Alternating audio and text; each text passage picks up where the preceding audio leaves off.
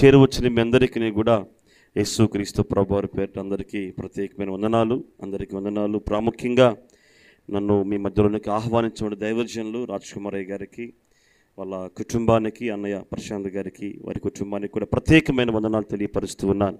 దేవునికి మహిమ కలుగునుగాక. ఆమేన్. దైవజనులు చెప్పినట్లు నేను చాలా చిన్నవాడినే, కానీ సేవకులు నన్ను ప్రేమించి, నన్ను గౌరవించి, నన్ను అభిమానించి ఈ పరిచర్యలో వాడబట్టడానికి పరిశుద్ధాత్మ దేవుడే సేవకుని ప్రేరేపించారు. అందుని బట్టి ప్రభువుని ఎంతగానో స్తుతిస్తూ ఉన్నాను. దేవునికే మహిమ కలుగునుగాక. హల్లెలూయా.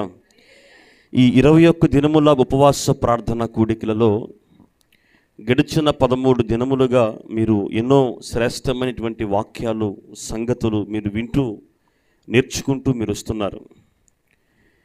మీకు తెలియని విషయాలు ఏం కాదు. ప్రతి దినము మీరు వినేటువంటి దేవుని వాక్యమే. ఆమేన్.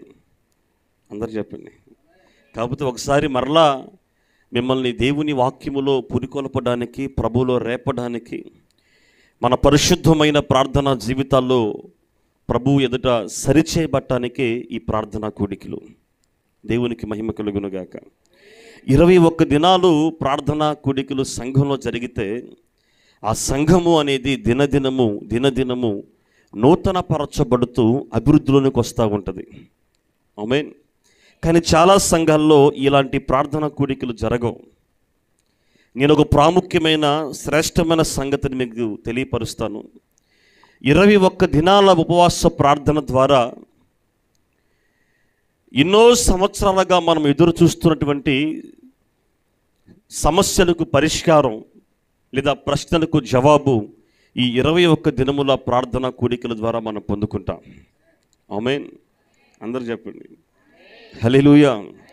మన ముందు కొద్ది మంది కావచ్చు, కానీ మన మధ్యలో పరిశుద్ధాత్మ దేవుడు సంచరిస్తూ ఉన్నారు. దేవునికి మహిమ కలుగునుగాక. సమయం 1 గంట వరకు ఉంది. అంతగా ఫాస్ట్గా 1 గంట వరకు సమయం ఉంది కనుక చాలా జాగ్రత్తగా మీరు దేవుని వాక్యాన్ని వినాలని ప్రేమతో మీ అందరికీ తెలియపరుస్తూ ఉన్నాను. ఈ 21 దినముల ఉపవాస ప్రార్థన కూడికల యొక్క ఉద్దేశం ఏమై ఉంటుందంటారు మీరు? ఇవి సమ్మర్ హాలిడేస్ అని పాస్టర్ గారు ఏమైనా ఈ కూడికలు పెట్టారా? లేకపోతే ఈ ఎండాకాలంలో మీరు అందరూ ఇంటి దగ్గర ఉంటారనేటువంటి ఉద్దేశంతో ఈ కూడిక ఏర్పాటు చేశారా? ఎందుకని ఈ 21 దినముల ఉపవాస ప్రార్థన కూడికను పరిశుద్ధాత్మ దేవుని యొక్క ప్రేరేపణతో దైవ సేవకులు ఈ కూడికలు ఏర్పాటు చేశారు? ఏంటి కారణం? మీరేమనుకుంటున్నారు? అందరు చెప్పండి. నేను ఏదో ఎవరో ఒక సేవకుడు వచ్చాడు మమ్మల్ని ప్రశ్నిస్తున్నా అని మీరు అనుకోవద్దు, కానీ మీరేమనుకుంటున్నారు? ఈరోజు మనం పెద్ద ప్రసంగాలు ఏం కాదు, లేకపోతే వేరే విషయాలు కాదు, మనం మాట్లాడుకుందాం. దేవునికి స్తోత్రం కలుగునుగాక. హల్లెలూయా. ఈ 21 దినముల ఉపవాస ప్రార్థన కూడికల యొక్క ఉద్దేశం మీరేమనుకుంటున్నారు? అంకుల్, మీ కొరకు, మీ కుటుంబాల కొరకు, సంఘము క్షేమం కొరకు, అనేకులు స్వస్థత పొందుకోవాలి, విడుదల పొందుకోవాలి, దేవునిలో ఇంకా ఎదగటానికి, ఇంకా అన్నీ మీరు అక్కడే చెప్తున్నారు అంకుల్. మిగతా వాళ్ళు కూడా చెప్పాలి. అంటే నేను ఎందుకు అడుగుతున్నానంటే ఈ ప్రార్థనా కూడికల వెనక ఉన్నటువంటి ప్రయాస, దాని ఉద్దేశం కనుక మీకు అర్థం అవ్వకపోతే ఈ ప్రార్థన జరిగించడం వలన సంఘానికి ఈ ప్రయోజనం ఉండదు. నా మాట మీకు అర్థమవుతుందా? దైవ సేవకుని యొక్క భారం, సేవకుని యొక్క చింత, సేవకుని యొక్క ప్రయాస సంఘానికి అర్థం అవ్వకపోతే ఆ ప్రయాస అంతా కూడా వ్యర్థమైపోతుంది. ఏదో ఒక సేవకుడు వస్తాడు, వాక్యం చెప్తాడు, వెళ్ళిపోతాడు. ఈరోజు నేను, నిన్న వేరే ఒకరు, రేపు ఇంకొకరు, ఆ తర్వాత ఇంకొకరు కావచ్చు. ఇలా సేవకులు వస్తారు, దేవుని వాక్యాన్ని బోధిస్తారు, వాళ్ళు వెళ్ళిపోతారు. కానీ అసలు ఈ ప్రార్థన కూడికల యొక్క ఉద్దేశం అనేది సంఘానికి అర్థం అవ్వకపోతే సంఘానికి ఏం ప్రయోజనం? నా మాట మీకు అర్థమవుతుందా? అందుకని నేను వ్యక్తిగతంగా మీరందరూ నాకు చెప్పాల్సిన అవసరం లేదు, కానీ ఈ ప్రార్థన యొక్క ఉద్దేశం కనుక మీకు అర్థమైతే తప్పకుండా ఆ అంకుల్ చెప్పినట్లుగా ప్రతిదీ మీ జీవితాల్లో మీరు పొందుకుంటారు. దేవునికి మహిమ కలుగునుగాక. నేనేమనుకుంటానంటే ఇలాంటి ప్రార్థనా కూడికల యొక్క ఉద్దేశం, నేను కూడా గడిచిన దినాల్లో 21 దినాలు మన సంఘంలో ఉపవాస ప్రార్థన కూడిక ఏర్పాటు చేశాం. ప్రతిరోజు దాదాపుగా ఇంచుమించుగా ఒక 21 రోజులకు గాను ఒక 15-16 మంది సేవకులు వారు దేవుని సంఘములో దేవుని వాక్యాన్ని అందించి సంఘాన్ని సరిచేయడానికి, హెచ్చరించడానికి, గద్దించడానికి, ప్రభు ఎదుట వారిని సంపూర్ణులుగా నిలవబెట్టడానికి దేవుని పరిచర్యలో వారు వాడబడ్డారు. దేవునికి మహిమ కలుగునుగాక. హల్లెలూయా. ఈ 21 దినాల ప్రార్థన యొక్క ఉద్దేశం నేనేమనుకుంటానంటే, ఈ ప్రార్థనా కూడికల ద్వారా సంఘము దేవుని శక్తితో నింపబడాలి. ఆమేన్. మీకు అవును అనిపిస్తే ఆమేన్ చెప్పండి. ఈ 21 ప్రార్థన, ఈ 21 దినముల ఉపవాస ప్రార్థన కూడికల ద్వారా సంఘము దేవుని శక్తితో నింపబడాలి. అందరు చెప్పలా? మన కుటుంబాలు దేవుని శక్తితో నింపబడాలి. మన ప్రాంతము దేవుని మహిమ ప్రభావముతో నింపబడాలి. ఈ సంఘములో వేస్తున్నటువంటి ఈ 21 దినాల ఉపవాస ప్రార్థన ధూపం మన ప్రాంతమంతా కూడా వెదజల్లి మన ప్రాంతములో అనేకమైనటువంటి అద్భుత కార్యాలు, సూచక క్రియలు పరిశుద్ధాత్మ దేవుడు జరిగించాలి. ఆమేన్. ఏదో వచ్చాం, కాసేపు కూర్చున్నాం, దేవుని మాటలు విన్నాం, ఆరాధన చేశాం, ప్రార్థన చేశాం, వెళ్ళిపోయాం అనుకుంటే ఈ ప్రార్థన కూడికల యొక్క ప్రయోజనాన్ని మనం చూడలేం. దేవుని బిడ్డారా, మీరందరూ కూడా ప్రేమతో ఈ మాటను మీరు స్వీకరించండి. నిశ్చయంగా ఈ 21 ప్రార్థనా దినములు పూర్తయ్యే లోపు సంఘము దేవుని శక్తితో, దేవుని బలముతో, దేవుని ప్రభావముతో సంఘము నింపబడాలి. ఆమేన్. హల్లెలూయా. మీ వ్యక్తిగత జీవితంలో, మీ ఆత్మీయ జీవితంలో, మీ కుటుంబంలో మీరు ఎన్నడూ చూడని విధమైనటువంటి ఆత్మకార్యాలు ఈ ప్రార్థన కూడికల ద్వారా మీరు చూడాలి. అదే దీని ఉద్దేశం. యేసుక్రీస్తు ప్రభువారు ఈ భూమి మీద 3.5 సంవత్సరాలు పరిచర్య చేశారు. ఆయన సిలువ వేయబడి సిలువలో తన ప్రాణమును లోకములో ఉన్నటువంటి ప్రతి ఒక్క మానవుని కొరకు ఆయన అర్పించి త్యాగము చేసి సమాధి చేయబడి సమాధిని గెలిచి మృత్యువును గెలిచి మరలా తిరిగి లేచి ఇంచుమించు 500 మందికి పైగా ఆయన కనపడి ప్రభు యొక్క శిష్యులకు మరలా ఆయన దేవుని వాక్యాన్ని, సువార్తను మరలా బోధించి వాళ్ళందరికీ చెప్పిన మాట ఏంటో తెలుసా? ఆ ఒక్క మాట మీరు చదవండి. ఆ ఒక్క మాట చదవండి దేవుని వాక్యంలో. లూకా సువార్త 24వ అధ్యాయం 49వ వచనం. లూకా సువార్త 24వ అధ్యాయం 49వ వచనం. ఇదిగో నా తండ్రి వాగ్దానము చేసినది మీ మీదకి పంపుచున్నాను, మీరు పైనుండి శక్తి పొందు వరకు పట్టణములో నిలిచి ఉండుడని వారితో చెప్పెను. దేవునికి స్తోత్రం కలుగునుగాక. హల్లెలూయా.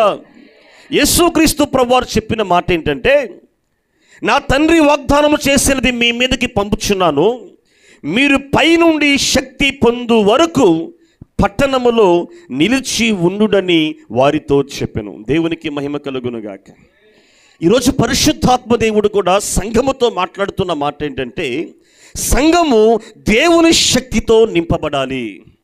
ఎవరైతే యేసుక్రీస్తు ప్రభు నిజమైన దేవుడని, లోకరక్షకుడని, మారు మనస్సు పొంది పాప క్షమాపణ నిమిత్తము బాప్తీసం పొందుకొని దేవుని సంఘములో ఒక సభ్యునిగా, సభ్యురాలిగా కొనసాగించబడుతూ ఉన్నారో వారందరూ కూడా తప్పకుండా దేవుని శక్తిని పొందుకోవాలి. ఆమేన్ చెప్పండి. నిద్రపోవద్దప్పుడే. దేవునికి స్తోత్రం కలుగునుగాక. హల్లెలూయా. ఏమవ్వాలి చెప్పండి సంఘం? అందరూ చెప్పండి. మీ చేత నేను మాట్లాడిస్తూ ఉంటా. మీరు మాట్లాడకపోతే ఏమవుతారంటే నిద్రపోతారు. మన వాళ్ళకు ఉన్నటువంటి ఒక మంచి అలవాటు ఏంటంటే, ఫ్యాన్లు తిరుగుతున్నా, తిరగకపోయినా, చెమట పడుతున్నా అసలు నిద్ర మాత్రం చాలా బ్రహ్మాండంగా వస్తుంది వాళ్ళకి. ఎక్కడంటే ఓన్లీ మందిరంలో మాత్రమే. దేవునికి స్తోత్రం కలుగునుగా. కనుక ఎవరూ నిద్రపోవద్దు, అటు ఇటు తిరగొద్దు, మీ మనసును అటు ఇటు తిప్పుకోవద్దు. దేవుని వాక్యం మీద మీరు శ్రద్ధ నిలపండి. దేవునికి స్తోత్రం కలుగునుగా. ఎందుకంటే దీని వెనక సేవకుని ప్రయాసం ఉంది, దీని వెనక సేవకుని కష్టం ఉంది, దీని వెనక సేవకుని కన్నీటి ప్రార్థన ఉంది, దీని వెనక సేవకుని యొక్క ఎంతో ఎంతో ఎంతో ఆలోచన ఉంది. కనుక దీన్ని ఎవరు కూడా వ్యర్థం చేసుకోవద్దు. దేవునికి స్తోత్రం కలుగునుగాక. నేను చెప్తున్నా, నాకు పరిశుద్ధాత్మ దేవుడు చెప్పిన మాట మీకు చెప్తున్నా. ఈ చివరి దినాల్లో, అంత్య దినాల్లో, కడవరి దినాల్లో మనం ఉన్నాం. అవునా కాదు? మీరు చెప్పండి, మనం ఏ రోజుల్లో ఉన్నాం? చివరి దినాల్లో, అంత్య దినాల్లో. ఏంటి దాని గుర్తు? దాని గుర్తు ఏంటి? మత్తయి సువార్త 24వ అధ్యాయం, ఇప్పుడు చదవదులే, తర్వాత చదువుకోండి. మత్తయి సువార్త 24వ అధ్యాయంలో ప్రభు చాలా స్పష్టంగా చెప్పాడు, నేను మరలా ఈ లోకంలోకి రాబోతున్నప్పుడు అంత్య దినాలు ఎలా ఉంటాయి, కడవరి దినాలు ఎలా ఉంటాయి అంటే అక్కడ ప్రభు చెప్పాడు. ఏమని? ఇంతకుముందు కూడా చెప్పే ఉంటాను మీకు. ఈ చివరి దినాల్లో అక్కడక్కడ కరువులు, భూకంపాలు, యుద్ధాలు, యుద్ధ సమాచారాలు. ఇదిగో ప్రభు అక్కడ ఉన్నాడు, ఇక్కడ ఉన్నాడు చెప్తే మీరు ఎవరో కూడా నమ్మి మీరు మోసపోవద్దు, అంటే సంఘం మోసగించబడుతుంది అనేటువంటి సంగతులు, ఇవన్నీ కూడా చాలా స్పష్టంగా యేసుక్రీస్తు ప్రభు చెప్పారు. ఆల్రెడీ ఇవన్నీ కూడా మనం చూస్తూనే ఉన్నామా? యుద్ధాలు జరిగిపోయినాయి. మొదటి ప్రపంచ యుద్ధం అయిపోయింది, రెండో ప్రపంచ యుద్ధం అయిపోయింది, రేపు మూడో ప్రపంచ యుద్ధం కూడా రెడీగా ఉంది. యుద్ధాలు జరిగిపోయినాయి. ఇప్పటికీ ఈరోజు కూడా మనము ఇటువంటి యుద్ధ సమాచారాలు వింటూనే ఉన్నాం. ఎక్కడో ఒక చోట ప్రపంచంలో సంఘము మోసగించబడుతుంది అనేటువంటి ఆ మాట కూడా అక్షరాల ఎప్పుడో నెరవేర్చబడింది. ఈరోజు సంఘము సాతాను చేత, అబద్ధ బోధకుల చేత, అబద్ధ ప్రవక్తుల చేత సంఘము మోసగించబడతలేదా? సంఘము డైవర్ట్ అవట్లేదా? ఈరోజు చాలామంది సేవకులే విశ్వాసుని ట్రాక్ తప్పిస్తలేదా? మార్గాన్ని వేరే ఒక మార్గం వైపు నడిపించట్లేదా? సంఘాన్ని విగ్రహారాధన వైపుకి సేవకులు పురికొల్పట్లేదా? ఇవన్నీ కూడా ప్రపంచంలో మనం వింటూ ఉన్నాం, మన ప్రాంతాల్లో మనం చూస్తూ ఉన్నాం. యేసుక్రీస్తు ప్రభువారు ఏ పునాది అయితే వేశారో, ఏ బోధ అయితే బోధించారో దానికి పూర్తి విభిన్నముగా వేరే ఒక బోధన బోధించేవారు మన మధ్యలో లేరా? మన ప్రాంతాల్లో లేరా? వాక్యమును కలిపి చెరిపేవారు మన మధ్యలో లేరా? సంఘము మోసగించబడుతుంది. యుద్ధ సమాచారాలు వింటూ ఉన్నాం, భూకంపాలు మనం చూస్తున్నాం, సునామీలు మనం చూసాం, ఆల్రెడీ కరువులు మనం చూస్తూ ఉన్నాం. ఇప్పటికీ చూడండి, ఎన్నో దేశాల్లో ఆహారం లేదు, వాటర్ లేవు. అంటే ఇవన్నిటిని బట్టి మనకు ఏమర్థం అవ్వాలి అంటే మనము చివరి దినాల్లో ఉన్నాం, కడవరి దినాల్లో ఉన్నాం, అంత్య దినాల్లో మనం ఉన్నాం అనేటువంటి సంగతులు మనకు అర్థమవ్వాలి. దేవునికి స్తోత్రం కలుగునుగాక. ఇంకా మీకు చెప్పాలంటే ప్రభు యొక్క రాకడ దినాల్లో మనం ఉన్నాం అనేటువంటి సత్యము సంఘానికి అర్థమవ్వాలి. దేవునికి మహిమ కలుగునుగాక. హల్లెలూయా. ఇటువంటి దినాల్లో సంఘం ఏం చేయాలి? ఇవన్నీ చూస్తూ ఉన్నప్పుడు సంఘము ఎలాగోనా సిద్ధపడాలి. ఇలాంటి పరిస్థితులన్నింటినీ సంఘము గమనిస్తూ ఉన్నప్పుడు సంఘము తనను తాను ఏ విధంగా సిద్ధపరచుకోవాలి? అది పరిశుద్ధాత్మ దేవుడు సంఘముతో మాట్లాడుతున్న మాట. దేవునికి మహిమ కలుగునుగాక.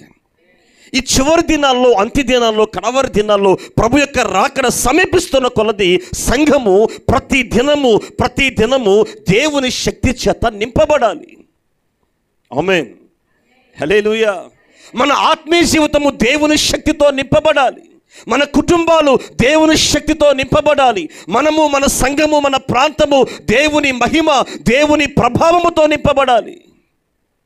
అందుకే నేను అనుకుంటాను, ఈ 21 దినముల ఉపవాస ప్రార్థన కూడికలో, హల్లెలూయా, ఏదో ఊరకొచ్చి కూర్చొని వెళ్ళిపోవటానికి కాదండి ప్రార్థనలో. ఏదో ఊరకొచ్చి కాసేపు కూర్చొని టైంపాస్ చేసుకొని వెళ్ళిపోవడానికి కాదు ఈ ప్రార్థనలు. ఎందుకు ఈ ప్రార్థన కూడికలంటే సంఘము దేవుని శక్తి చేత నింపబడితే ఆ సంఘముల నుంచి రక్షణ కార్యాలు పరిశుద్ధాత్మ దేవుడు జరిగిస్తాడు. ఆమేన్. ఇప్పుడు యేసు ప్రభువు వారు వాళ్ళకి ఏం చెప్పారు? నేను పైనుండి శక్తి పంపుతాను, పైనుండి శక్తి పొందు వరకు మీరు పట్టణంలో నిలిచి ఉండుడని వారితో చెప్పారంట. దేవునికి స్తోత్రం కలుగునుగాక. ఈ మాట విన్నటువంటి 120 మంది శిష్యులు పైగా మేడగదిలోకి వెళ్ళి ఇంచుమించు 10 దినముల పాటు ఉపవాసం ఉండి అన్నపానములు మాని దేవుడు తన శక్తితో వారిని నింపుతాడు అని విశ్వసించి నమ్మి ఎడతెగక విసుకక నిత్యము వారు దేవుని సన్నిధిలో కనిపెడుతూ ప్రార్థన చేస్తూ ఉన్నారంటండి. దేవునికి మహిమ కలుగునుగాక. ఎన్ని దినాల పాటు చెప్పాలి మీరు? ఎన్ని దినాల పాటు? మీరే చెప్పాలి, పాస్టర్ గారి వైపు చూడకూడదు, నా వైపు చూడండి. ఎన్ని రోజుల పాటు వారు ఉపవాసం ఉన్నారు చెప్పండి, పెద్దగా చెప్పండి. 10 రోజుల పాటు. దేవునికి స్తోత్రం కలుగును గాక. హల్లెలూయా. ఈ 10 రోజుల పాటు వారు ఆహారం తీసుకున్నారా? ఇప్పుడు 21 రోజులు పాస్టర్ గారు ప్రార్థన పెట్టారు. మరి ఈరోజు మీలో ఎంతమంది ఉపవాసం ఉండి ఈ ప్రార్థనకు వచ్చారు చెప్పండి? ఇది ఎవరు ఉపవాసం ఉండేదా? దేవునికి స్తోత్రం కలుగునుగా. నేను ఒక్కనే ఉన్నట్టున్నాను, అయితే దేవునికి మహిమ కలుగునుగా. మరి చేతులు ఎత్తండి, పైకి ఎత్తండి, ఇంకొంచెం ఎత్తండి, ఏం కాదు. అంటే మీకు చాలామంది షుగర్ ఉంటుంది, బీపీ ఉంటుంది, కొన్ని అనారోగ్య సమస్యలు ఉంటాయి. నేను వారి గురించి మాట్లాడట్లే, యవనస్తులు. దేవునికి స్తోత్రం కలుగునుగా. సరే, 10 దినాల పాటు ప్రభు యొక్క శిష్యులు ఉపవాసం ఉండి మెడగదిలో ప్రార్థిస్తూ ఉన్నప్పుడు పరిశుద్ధాత్మ దేవుని యొక్క శక్తి, దేవుని బలము, దేవుని ప్రభావము వారి మీదకి బలముగా దిగి వచ్చిందంట. ఆమేన్.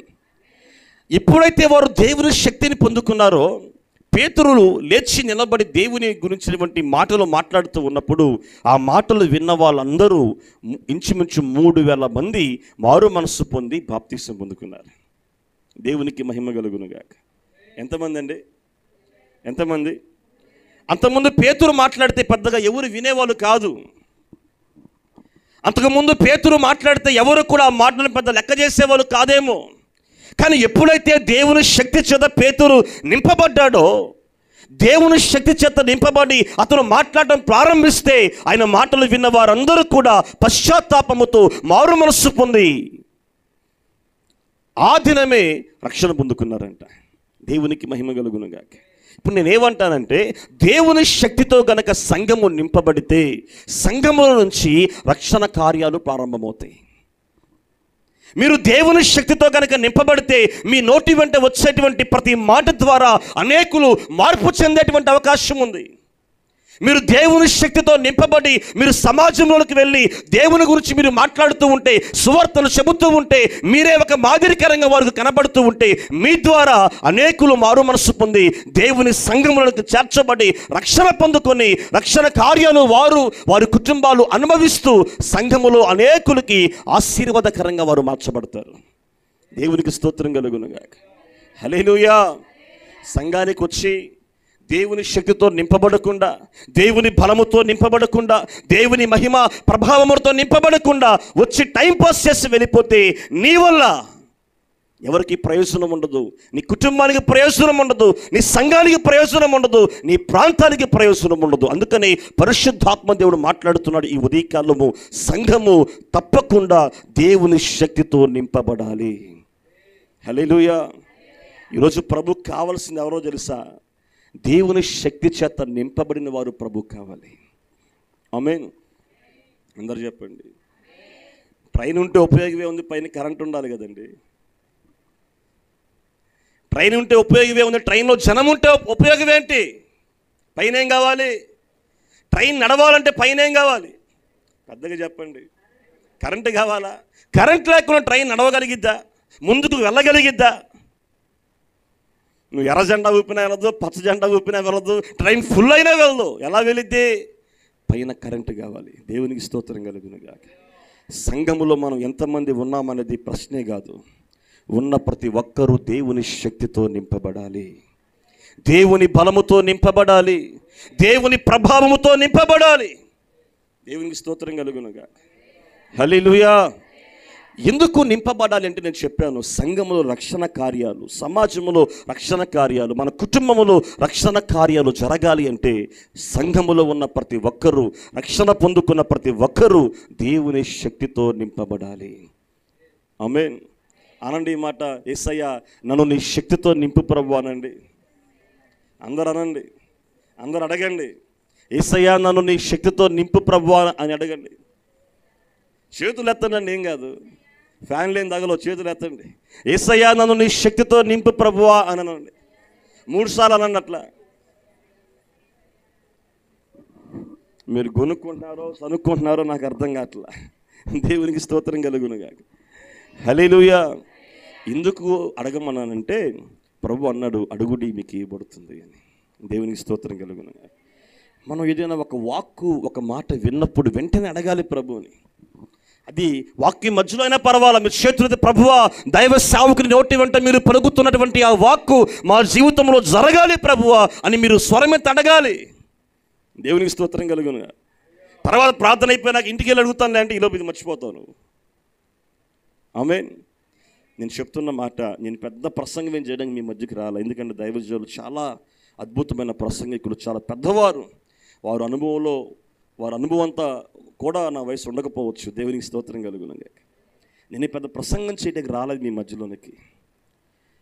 పరిశుద్ధాత్మ దేవుని యొక్క ప్రేరేపణ ద్వారా కొన్ని మాటలు మీకు అందించి మిమ్మల్ని ప్రోత్సహించడానికి మాత్రమే వచ్చాను. ఆమేన్. హల్లెలూయా. మనము చివరి దినాల్లో ఉన్నాం కనుక, రాకడ దినాల్లో ఉన్నాం కనుక, కడవరి కాలంలో మనం ఉన్నాము కనుక తప్పకుండా ఇంకా ఆలస్యము చేయకుండా మనము దేవుని శక్తితో నింపబడాలి. ఆమేన్. అర్థమైందా నాకు ఈ మాట? మీకు ఈ మాట అర్థమైందా? అందరూ చెప్పండి, మేము దేవుని శక్తితో నింపబడతామని చెప్పండి. అందరూ చెప్పాలి, పెద్దగా చెప్పాలి. ఆమేన్. హల్లెలూయా. ఇప్పుడు మీరు అన్న మాట నిజంగా అన్నారా, లేకపోతే నా తృప్తి కోసం అన్నారా? పాస్టర్ గారు అడుగుతున్నాడు కదా అని ఒకవేళ పలికారా, లేకపోతే నిజంగా మీ మనసులో ఈ ఉద్దేశం ఉందా? అందరూ చెప్పట్లా. పెద్దగా చెప్పండి. నేను చెప్పాను ప్రారంభంలోనే, నేనేమనుకుని మీరు మాట్లాడాలి. దేవునికి స్తోత్రం కలుగునుగా. ప్రభు ఒకసారి సమూయేలు దగ్గరికి వచ్చి, బాలుడైన సమూయేలు దగ్గరికి వచ్చి సమూయేలా అని పిలిచాడు. విన్నాడు. వెంటనే లేచి ఏలీ దగ్గరికి వెళ్ళి, ఏలీ గారు నన్ను పిలిచారా అని అడిగాడు. నేను పిలవలేదురా, వెళ్ళి పడుకో అన్నాడు. మరలా ప్రభు పిలిచాడు, సమూయేలు అని పిలిచాడు. మరలా లేచి వెళ్ళి సేవకుని లేపి, అయ్యారు పిలిచారా అంటే, నేను పిలవలేదురా, పోయి పడుకో అన్నాడు. మరలా మూడోసారి కూడా సమూయేలు అని పిలవంగల్లి మరలా ఎవరి దగ్గరికి వెళ్ళాడు? సేవకుని దగ్గర. అయ్యగారు పిలిచారా అంటే, అరే నేను పిలవలేదు. ఈసారి కనుక ఎవరైనా నిన్ను పిలిస్తే, చిత్తం ప్రభువా, ఉన్నాను ప్రభువా, నీ దాసుడు ఆలకిస్తున్నాడు, సెలవివ్వండి ప్రభువా అని చెప్పు అన్నాడు. దేవునికి స్తోత్రం కలుగును. మరలా వెళ్ళాడు, పడుకున్నాడు. మరలా ఈసారి సమూయేలు అనే స్వరం వినబడింది. అప్పుడు ఏమన్నాడు? చిత్తం ప్రభువా, నేనున్నాను, మీ దాసుడు ఆలకిస్తున్నాడు, మీరు మాట్లాడండి అన్నాడు. దేవునికి స్తోత్రం కలుగునుగా. అప్పుడు సమూయేలుతో దేవుడు మాట్లాడటం ప్రారంభించాడు. ఆమేన్. మీరు నా మాటలు విని తలకాయ ఊపినా, ఇట్లా అన్నా, లేదా ఇంకో ఇట్లా తలకాయ ఊపినా ఉపయోగం లేదు. మీరు ప్రతిస్పందిస్తేనే పరిశుద్ధాత్మ దేవుని స్వరాన్ని మీరు వినగలుగుతారు. ఆమేన్. హల్లెలూయా. ఇప్పుడు నేను మీతో ఈ సహోదరితో మాట్లాడుతున్నాను అనుకోండి. ఇన్ని ఎంత మాట్లాడినా మౌనంగా ఉంటే నేను మాట్లాడగలుగుతానా? మరలా ఆమె నాకేం చేయాలి? తిరిగి బదులుగా స్పందించాలి. దేవునికి స్తోత్రం కలుగునుగా. పరిశుద్ధాత్మ దేవుడు మీతో మాట్లాడుతున్నప్పుడు మీరు తిరిగి మరలా స్పందించాలి. మీరు ఎంత స్పందిస్తే ఆయన అంత మాట్లాడతారు. మీరు స్పందించలేదు అనుకోండి, ఒకవేళ నా మాటలు వీళ్ళకి ఇష్టం లేవేమోలే అని అక్కడితో ఆయన ఆగిపోతాడు. అవునా కదా? హల్లెలూయా. సరే, నిజంగానే మీరు అందరూ చెప్తున్నారు, మేము దేవుని శక్తితో నింపబడతాం. మళ్ళీ చెప్పండి, ఇంకొకసారి చెప్పండి, ఇంకొకసారి చెప్పండి. ఎందుకు ఈసార్లు నేను మిమ్మల్ని అడుగుతున్నాను, ఏంటి కారణం అంటే, దేవుని శక్తి మన జీవితంలో లేకుండా మనం ఏ పని చేయలేం. ఆమేన్. హల్లెలూయా. హల్లెలూయా. ఇప్పుడు మీరందరూ ఆశపడుతున్నారు, మేము దేవుని శక్తితో నింపబడాలి అని. పరిశుద్ధాత్మ దేవుడు కూడా నాతో చెప్పమన్న 1, 2, 3 మాటలు సమయాన్ని బట్టి చెప్పి నా మాటలు ముగిస్తాను. దేవునికి స్తోత్రం కలుగునుగా. సంఘము దేవుని శక్తితో నింపబడాలి అంటే, మరలా చెప్తున్నా, సంఘము దేవుని శక్తితో నింపబడాలి అంటే, సంఘం అంటే ఎవరు చెప్పండి? మరలా అందరూ చెప్పండి. ఇప్పుడు మీరు అందరూ ఇక్కడ కూర్చున్నారనుకోండి, ఇక్కడ పాస్టర్ గారు లేకపోతే అది సంఘం కాదు. హల్లెలూయా. లేదు, ఒకవేళ సేవకుడు ఇక్కడ ఉండి మీరు ఎవ్వరు లేకపోతే అది సంఘం కాదు. సంఘము అంటే కన్స్ట్రక్షన్, బిల్డింగ్ కాదు. దేవుని స్తోత్రం కలుగునుగా. సేవకుడు విశ్వాసులు కలిస్తేనే అది సంఘం అవుతుంది. ఆమేన్. మరలా చెప్తున్నా, సేవకుడు విశ్వాసులు కలిస్తేనే సంఘం అవుతుంది. సేవకుడు ఉండి విశ్వాసులు లేకపోయినా, విశ్వాసులు ఉండి సేవకుడు లేకపోయినా అది సంఘము కాదు. దేవునికి స్తోత్రం కలుగునుగా. సంఘం అంటే ఎవరంటే సేవకుడు విశ్వాసులు మనమందరము కలిస్తేనే అది సంఘం. ఇప్పుడు ఈ సంఘములో ఉన్నటువంటి మనమందరమును కూడా దేవుని శక్తితో నింపబడాలి అంటే మనం చేయవలసిన మొట్టమొదటి పని చేస్తారా చేయరా? ఇందాక గుండెల మీద చేసుకొని చెప్పారు అందరూ, ప్రశాంత్ అన్న 3 సార్లు చెప్పారు, ఒకసారి కూడా కాదు. నాకు భయం ఏంటంటే పేతురు కూడా 3 సార్లు చెప్పాడు. పేతురు కూడా ఎన్నిసార్లు చెప్పాడు? ఏమని చెప్పాడు? అసలు ఎన్ని జరిగినా నా జీవితంలో నీవంటే ఎరగను అనేటువంటి మాట నా నోటి వెంట రాదు ప్రభువా అన్నాడు. ఎన్నిసార్లు చెప్పాడు ఇట్లా? మరి పేతురు నిలబడ్డాడంటారు ఆ మాట మీద. దేవునికి స్తోత్రం కలుగునుగా. ఇప్పుడు మీరు కూడా 3 సార్లు చెప్పారు, మేము దేవుని శక్తితో నింపబడతాం పాస్టర్ గారు అని. నేను చెప్తున్నా, నిజంగా మీరు దేవుని శక్తితో నింపబడాలంటే మీరు చేయాల్సిన ఒక 3 పనులు చెప్తా. చేస్తారా చేయరా? అందరూ చెప్పండి. అమ్మ చేస్తావా? దేవునికి స్తోత్రం కలుగునుగా. మొట్టమొదటి పని, మన వ్యక్తిగత జీవితంలో మనకు తెలిసి ఉన్నటువంటి ప్రతి విధమైనటువంటి పాపాన్ని మనం ఒప్పుకోవాలి. దేవుని వాక్యంలో ఈ మాట మీరు చదవండి. యెషయా గ్రంథం ఎందుకు ఒప్పుకోవాలో చెప్తున్నా. యెషయా గ్రంథం 59వ అధ్యాయం. యెషయా గ్రంథం 59వ అధ్యాయం 2వ వచనం. మీ పాపములు ఆయన ముఖమును మరుగుపరుచును, చదువమ్మా, కనుక ఆయన ఆలకింపకున్నాడు. దేవునికి స్తోత్రం కలుగునుగాక. మీ పాపములు ఆయన ముఖమును మీకు మరుగుపరచును కనుక ఆయన ఆలకింపకున్నాడు. అంటే మీరు చేసేటువంటి ప్రార్థన దేవుడు ఆలకించట్లేదు అంటే దానికి గల కారణం ఏంటంటే మీ ముఖములు ఆయనకి మరుగు చేయబడ్డాయి అంట. అంటే ఇప్పుడు దేవునికి మీకు లేదా మనకి మధ్యలో ఏదో ఒక అడ్డుగోడ ఉంది. ఏంటి ఆ అడ్డుగోడ అంటే మనము చేసి ఉన్నటువంటి పాపం. నేను ఇంకో ప్రశ్న కూడా మిమ్మల్ని అడుగుతాను. మీ జీవితాల్లో మీరు చేసినటువంటి ప్రతి విధమైన పాపము కానీ, అతిక్రమము కానీ, నేరము కానీ, లేదా మీలో ఉన్నటువంటి మనలో ఉన్నటువంటి లోపములు కానీ, పొరపాట్లు కానీ మనకు తెలుసంటారా తెలియదంటారా? చెప్పాలి. తెలుసా తెలీదా? అందుకని దావీదు తన కీర్తన ఏమన్నాడు? 51వ కీర్తన 3వ వచనం చదవండి. 51వ కీర్తన 3వ వచనం. నా అతిక్రమములు నాకు తెలిసే ఉన్నవి. ఇదే 59వ అధ్యాయం 12వ వచనం చూడండి. యెషయా గ్రంథంలో, మేము చేసిన తిరుగుబాటు క్రియలు నీ ఎదుట విస్తరించి ఉన్నవి, మా పాపములు మా మీద సాక్ష్యము పలుకుచున్నవి, మా తిరుగుబాటు క్రియలు మాకు కనబడుచున్నవి, మా దోషములు మాకు తెలిసే ఉన్నవి. దేవునికి స్తోత్రం కలుగునుగాక. ఇప్పుడు మనము చేసి ఉన్నటువంటి పాపములు మనకు తెలుసా తెలీదా? అందరూ చెప్పాలి. మరి మీరు ప్రార్థన చేసినప్పుడు కొంతమంది ఏమంటారని నేను విన్నాను, ప్రభువా మా పాపములు, ఒకవేళ మేము పాపం చేసి ఉంటే మా పాపములు క్షమించు ప్రభు అంటారు. అందుకే మన ప్రార్థన జవాబు రాదు. దేవునికి స్తోత్రం కలుగునుగాక. ఏమని ప్రార్థన చేస్తారంటే, ప్రభువా నీ దృష్టికి ఒకవేళ నేను తప్పు చేసి ఉంటే నన్ను క్షమించయ్యా అంటారు. అంటే ఇప్పుడు నువ్వు చేస్తున్నటువంటి ప్రార్థన దేవుని సన్నిధిలో దేవుని దగ్గర యథార్థంగా నువ్వు ఒప్పుకుంటున్నట్ట ఒప్పుకోనట్ట? మేము ఒకవేళ నీ దృష్టికి పాపం చేసి ఉంటే, ఈ ఉంటే అనే దగ్గర క్వశ్చన్ మార్క్ పడింది. అంటే అర్థం ఏంటి? మనం దేవుని దగ్గర ఒప్పుకోవట్లా, ప్రభుకే ఛాయిస్ ఇస్తున్నాం. కానీ భక్తుడు ఏమని రాశాడు తన కీర్తనలో అంటే, మా అతిక్రమములు మా దోషములు నీకు తెలిసే ఉన్నాయి, మాకు తెలిసే ఉన్నాయి అన్నాడు. నేను చెప్తాను దేవుని బిడ్డ, త్రాగుబోతు వ్యక్తికి కూడా వాడు తాగిన సంగతి, త్రాగుల్లో వాడు మాట్లాడినటువంటి మాటల సంగతి నాకు బాగా తెలుసు. కొంతమంది పెద్దోళ్ళు, అరే వాడు తాగుబోతాడు, వాడికి ఏం తెలియదులేరా అంటారు. కానీ వీడు అంటాడు పెద్ద మనిషి, కానీ వాడికి తెలుసు అన్ని. త్రాగినా కూడా అతను ఏం మాట్లాడుతున్నాడో, ఏ విధంగా మాట్లాడుతున్నాడో ఆ మాటలన్నీ ఆయనకు తెలిసే ఉంటుందంట. అంటే ఆ కాన్షియస్లోనే ఉంటాడు అతను.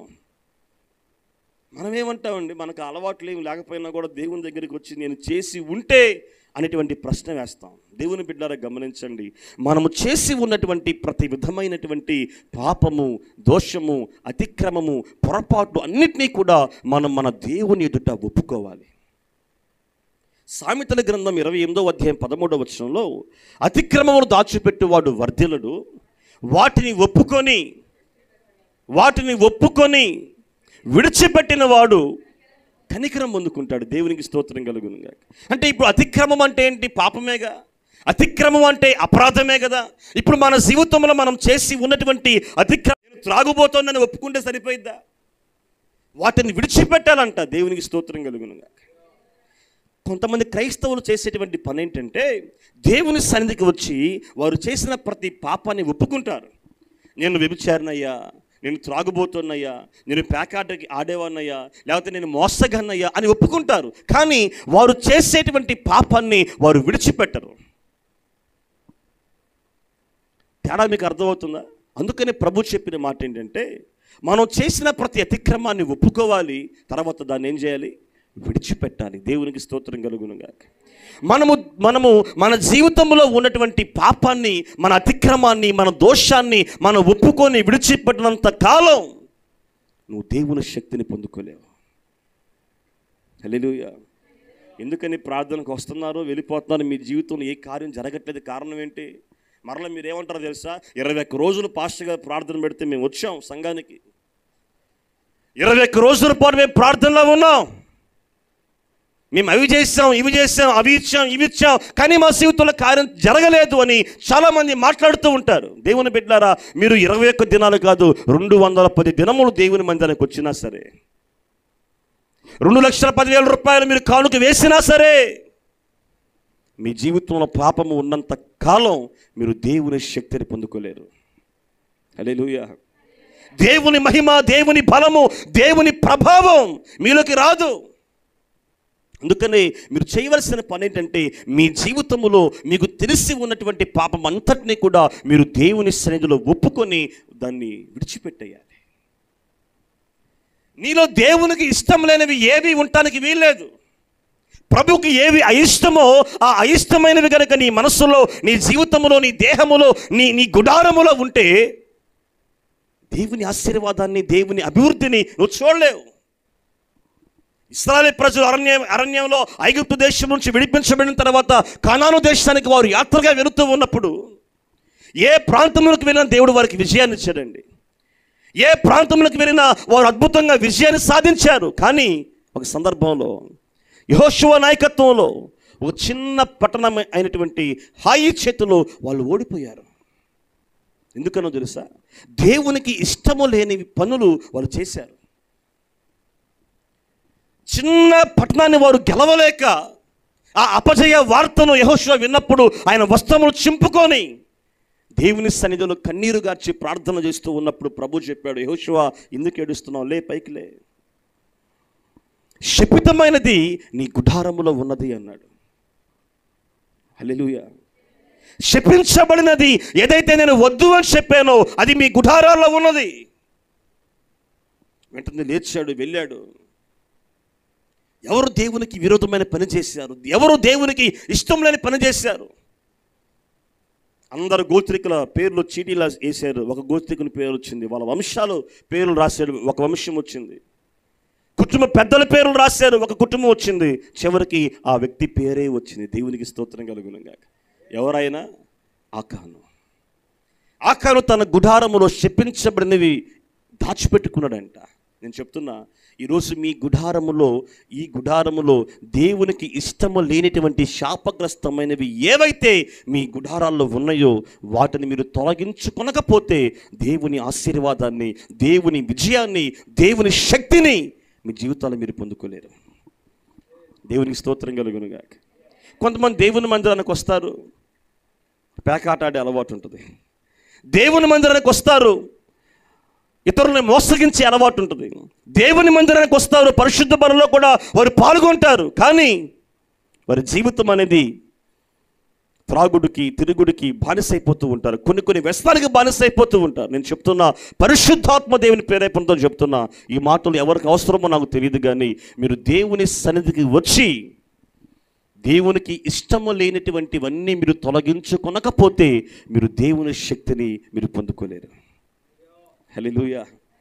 దేవుని ఆత్మతో నింపబడలేరు, దేవుని అభిషేకముతో నింపబడలేరు, దేవుని ప్రభావంతో మీరు నింపబడలేరు. అసలు ఒక మాటలో చెప్పాలని మీరు ఎవరికి ఆశీర్వాదకరంగా, ప్రయోజనకరంగా మీరు ఉండలేరు.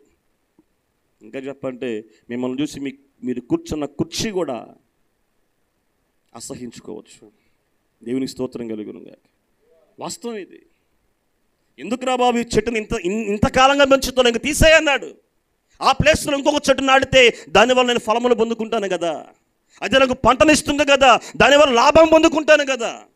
ఎవరికి ప్రయోజనం లేనటువంటి ఆ చెట్టు ఎంతకాలం అక్కడ ఉండాలి? దేవునికి స్తోత్రం కలుగునుగాక.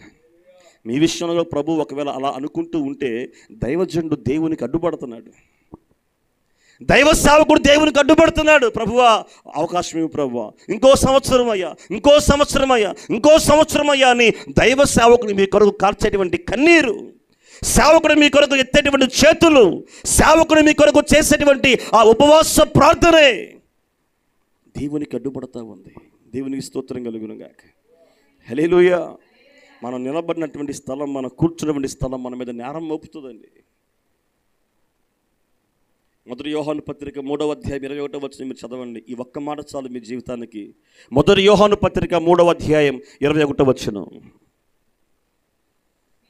మీరు మొదటి యోహాను పత్రిక 3వ అధ్యాయం 21వ వచనం. ప్రియులారా మన హృదయము, మిగతా వాళ్ళ తల పైకి తన వైపు చూడండి. ప్రియులారా మన హృదయము మన యందు దోషారోపణ చేయని ఎడల దేవుని ఎడల ధైర్యము గలవారమగుదుము. దేవునికి స్తోత్రం కలుగునుగాక. ఏమన్నారండి ఇక్కడ యోహాను భక్తుడు? ఏమన్నాడు? మన హృదయం అంట మన మీద దోషారోపణ చేయని ఎడల మనము రేపు దేవుని ముందుకెళ్ళి ధైర్యంగా నిలబడచ్చు. ఆమేన్. ఇప్పుడు మీ గుండె మీద చేసుకుంటే మీ మీద ఎవరు కొన్ని నేరం మోపాల్సిన అవసరం లేదు, మీ మీద ఎవరు ఏరెత్తు చూపించాల్సిన అవసరం లేదు, ఇట్లా మీ మీద ఎవరో ఏదో ఒక మాట చెప్పాల్సిన అవసరం లేదు. రేపు ప్రభువు నిలబడినప్పుడు మీ మనస్సు, మీ హృదయము, మీ మనస్సాక్షి మీలో నుంచి బయటకు వచ్చి మీ మీదే ఒక నేరాన్ని ఆరోపిస్తూ ఉంటుంది. నువ్వు ఈ విషయంలో తేడాగా ఉన్నావు, ఈ విషయంలో నువ్వు ఇంకా సరి చేసుకోలేదు, ఈ విషయంలో నీలో లోపం ఉంది, ఈ విషయంలో నువ్వు బలహీనుడివి అని నువ్వు నీలో ఉన్నటువంటి లోపాన్ని నీ హృదయమే నీ మీద ఒక నేరాన్ని ఆరోపిస్తూ ఉంటుంది. ఇలా ఏడిపోయింది, వాళ్ళు నా మీద ఇట్లా చెప్పారు, వాళ్ళు నన్ను ఇట్లా అన్నారండి, వాళ్ళు ఇలా అన్నారండి, వాళ్ళు ఆ మాట అన్నారండి అని ఎప్పుడు వాళ్ళ మీద వీళ్ళ మీద పడతా ఉంటాం మనం. అసలు నీ హృదయం ఏం చెప్తుందో నీ గురించి, నీ మనస్సు ఏం చెప్తుందో నీ గురించి, నీ మనస్సాక్షి ఏమని సాక్ష్యం ఇస్తుందో నీ గురించి. నువ్వు చేసే భక్తి, నీ విశ్వాసం, నీ ప్రార్థన, నీ ఆత్మీయత, నువ్వు పొందుకున్న రక్షణ రేపు దేవుని ముందు నిలబడి నీ నిమిత్తమై ఏమని సాక్ష్యం ఇవ్వాలి? మనం చెప్పగలమా ధైర్యంగా గుండె మీద చేసుకొని నా హృదయము నా మీద ఒక్క నేరం కూడా మోపదని చెప్పగలమా? నేను చెప్పలేను. దేవునికి స్తోత్రం కలుగునుగాక. ఇంకా సరిచేయబడాలి, ఇంకా సరిదిద్దుకోవాలి. ఇంకా మనం ఏమనుకుంటామంటే మన దృష్టికి మనమే నీతిమంతులం అనుకుంటాం, మన దృష్టికి మనమే యథార్థవంతులం అనుకుంటాం, మన దృష్టికి మనము మంచి అని అనుకుంటాం. నీ దృష్టికి నా దృష్టికి మనం మంచిగా కనపడితే కాదు. ప్రభు అన్నాడు, నా దృష్టికి మీ నీతి క్రియలు మురికి గుడ్డ వలె కనపడుతున్నాయి అన్నాడు. దేవునికి స్తోత్రం కలుగునుగాక. ప్రభు నీ గురించి ఏమనుకుంటున్నాడు? ప్రభు నీ గురించి ఏమని సాక్ష్యం ఇస్తాడు? ప్రభు కంటే ముందు నీ హృదయము నీ మీద ఏమని నేరాన్ని ఆరోపిస్తుంది. అందుకనే పౌలు అంటాడు, ఎల్లప్పుడూ మనం మంచి మనస్సాక్షి కలిగిన వారమై ఉండాలి. దేవునికి స్తోత్రం కలుగునుగాక. ఎలా ఉండాలి మనం? ఎల్లప్పుడూ మంచి మనస్సాక్షి కలిగిన వారమై ఉండాలంటే, ఎందుకంటే నీ మనస్సే నీ మీద నేరం మోపుతుందండి. నువ్వు తప్పు చేసినా, నువ్వు పొరపాటు చేసినా, నీలో లోపం ఉన్నా, నీలో ఒకవేళ మంచి ఉన్నా, మంచి గుణాలున్నా, మంచి బుద్ధి ఉన్నా, మంచి లక్షణాలు నీలో ఉన్నా, నీలో మంచి ఉన్నా చెడు ఉన్నా, నీ మీద మంచి అయినా నీ హృదయమే సాక్ష్యం ఇవ్వాలి, చెడు అయినా నీ హృదయమే సాక్ష్యం ఇవ్వాలి. దేవునికి స్తోత్రం కలుగునుగాక. నేను అడుగుతున్నాను మిమ్మల్ని ఒక ప్రశ్న, మీ మనస్సు మీ నిమిత్తమై ఏమని సాక్ష్యం ఇస్తుంది? ఒకవేళ నీ మనస్సు కనుక కఠినపరచబడితే, నీ మనస్సాక్షి కఠినమైపోతే నువ్వు చేస్తున్న పొరపాటుకు నువ్వు మంచి అనుకుంటావు. అప్పుడు దేవుడు నీ మీద ఏమైనా సాక్ష్యం పలుకుతాడు. దేవునికి స్తోత్రం కలుగునుగాక. నేను చెప్తున్న మొదటి మాట, మన జీవితంలో తెలిసి ఉన్న ప్రతి పాపాన్ని, ప్రతి దోషాన్ని, ప్రతి అతిక్రమాన్ని మన దేవుని ఎదుట ఒప్పుకొని విడిచిపెట్టాలి. ఆమేన్. అది ఏదైనా సరే. పాపం అంటే ఏంటండి? ఆజ్ఞ అతిక్రమమే పాపం. ఏంటి ఆజ్ఞ?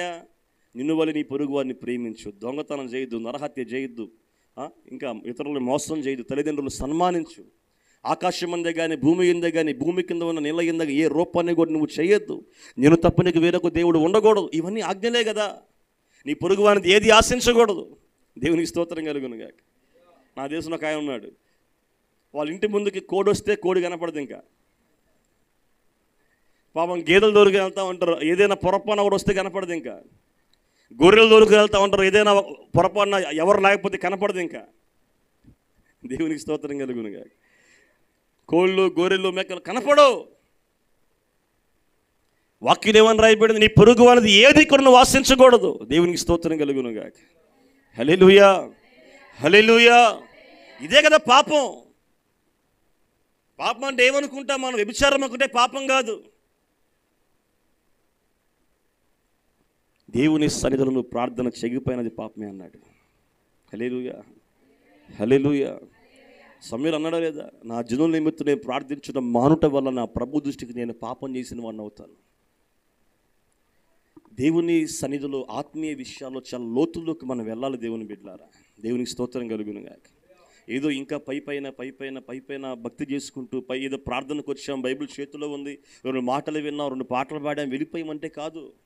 ఆత్మ సంబంధమైనటువంటి విషయాల్లో లోతుల్లోనికి మనం వెళ్ళాలి.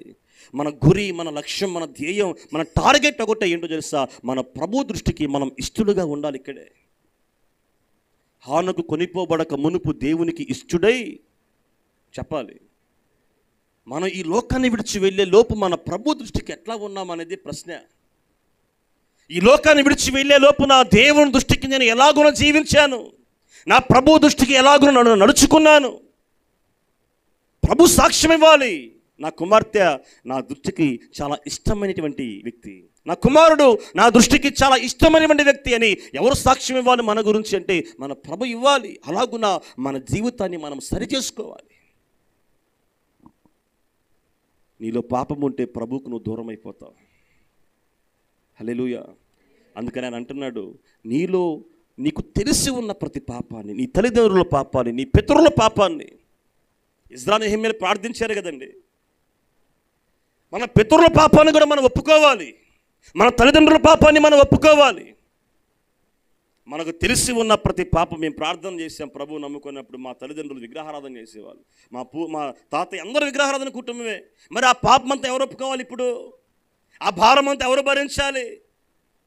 మనమే ఒప్పుకోవాలి. ఈ తరములో ప్రభువును ఎరిగినటువంటి మనమే తరతరాలుగా మన మీద, మన కుటుంబాల మీద ఏలుబడి చేస్తూ ఉంటే ఆ శాపము నుంచి విడుదల పొందుకోవాలి అంటే ప్రతి పాపముని ప్రభు పాదాల దగ్గర పెట్టి వాటిని ఒప్పుకొని వాటిని విడిచిపెట్టాలి. దేవునికి స్తోత్రం కలుగును గాక. హల్లెలూయా. నేను ఇంకో మాట కూడా చెప్తాను. దేవుని శక్తితో మనము నింపబడాలి అంటే మనము దేవుని సన్నిధిలో ప్రార్థించే వారిమై ఉండాలి. ఆమేన్. 8 గంటలకు ప్రార్థన స్టార్ట్ అయింది. ఎన్ని పాటలు మీరు పాడారు చెప్పండి? ఎంతసేపు మీరు ప్రార్థన చేశారు చెప్పండి? అంకుల్ చెప్పండి, ఎంతసేపు మీరు ప్రార్థన చేశారు? ఎవరు చెప్పటంలా? చేయాలి. దేవునికి స్తోత్రం కలుగును గాక. ఈ ఉపవాస ప్రార్థన కూడిక అనేది సమయంతో సంబంధం లేదు. ఆమేన్. 1 కావచ్చు, 2 కావచ్చు, 3 కావచ్చు. మన ఆశ ఎలా ఉండాలంటే దేవుని సన్నిధిలో పడి కన్నీరు గార్చేవారిమై ఉండాలి. ఆయన పాదాలు పట్టుకొని రోదించేవారిమై ఉండాలి. ఆయన పాద సన్నిధిలో ఆయన బ్రతిమలాడుకునేవారిమై ఉండాలి. సంఘానికి వచ్చిన తర్వాత టైంగా చూడాల్సింది. దేవునికి స్తోత్రం కలుగును గాక. అబ్రహాం దేవుని సన్నిధిలో ప్రార్థన చేయటం ప్రారంభించాడు. ప్రభువా, సొదొమ గొమొర్ర పట్టణంలో 50 మంది నీతిమంతులు ఉంటే ఆ పట్టణాన్ని కాపాడతావా అన్నాడు. ప్రభు చెప్పిన సమాధానం ఏంటి చెప్పండి? కాపాడుతాను. సరే, ఒకవేళ 45 మంది ఉంటే, 30 మంది ఉంటే, 20 మంది ఉంటే చెప్పండి, 10 మంది ఉంటే, ఇలా అడుగుతూనే ఉన్నాడు. ప్రభు సమాధానం చెప్తూనే ఉన్నాడు. చివరికి ప్రభువుకే విసుకొచ్చేసిందేమో, ప్రభు వెళ్ళిపోయాడు అక్కడి నుంచి. దేవునికి స్తోత్రం కలుగును గాక. ప్రభు వెళ్ళిపోయాడు కానీ అబ్రహాం వెళ్ళిపోలేదండి. దేవునికి స్తోత్రం కలుగును గాక. మీరు చదవండి వాక్యంలో. ప్రభు అక్కడి నుంచి వెళ్ళిపోయాడు, కానీ అబ్రహాం వెళ్ళిపోలేదు. కూటమి అయిపోగానే మనం వెళ్ళిపోతాం, కానీ ప్రభు ఇక్కడే ఉంటాడు. దేవునికి స్తోత్రం కలుగును గాక.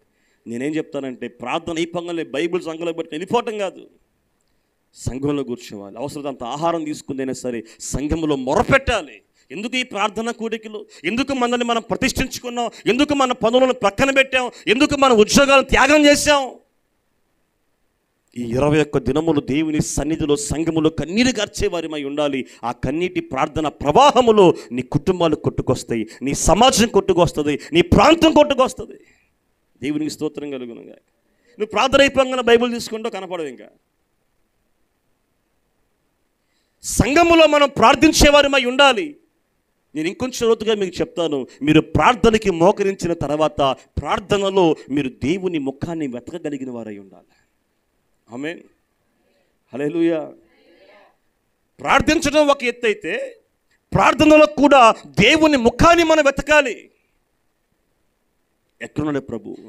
షూలమితి ప్రభువుని వెతుక్కుంటూ వెతుక్కుంటూ వెతుక్కుంటూ వెళ్ళింది. ఆయన వెతుక్కుంటూ వెళ్ళిపోయిందంట. దేవునికి స్తోత్రం కలుగును గాక. దేవుని సన్నిధిలో ప్రార్థన కొరకు మోకరించేవంటి మనము మన ప్రార్థనలో మనం ఎవరిని వెతకాలి? అడుగుడి మీకు ఇవ్వబడును. ఎందుకు చెప్పారు ఆ మాట యేసు ప్రభు వారు? ఎవరిని వెతకమన్నాడు? ఆయనే వెతకాలి. మనం ప్రార్థన చేస్తే యేసయ్యా నీకు స్తోత్రం ప్రభు, ఆమేన్ ప్రభు అంటూ అయిపోయింది ప్రార్థన. ఒక దైవజనుడు చెప్పాడు, ఒక భక్తుడు చెప్పిన మాట ఏంటో తెలుసా? మనం ప్రార్థన కొరకు మోకరించిన తర్వాత మినిమం 1 గంట సేపు మనం చేసేటువంటి ప్రార్థనే కాదంట. హల్లెలూయా. ప్రార్థన కొరకు మనం మోకరించిన తర్వాత మొట్టమొదటి గంట మనం చేసే ప్రార్థనే కాదన్నాడు. అంటే అర్థం ఏంటో తెలుసా? ఈ గంట మన తలంపులు, మన ఆలోచనలు, మన ఉద్దేశాలు, మన మనస్సు ఎక్కడెక్కడో తిరుగుతూ ఉంటుంది.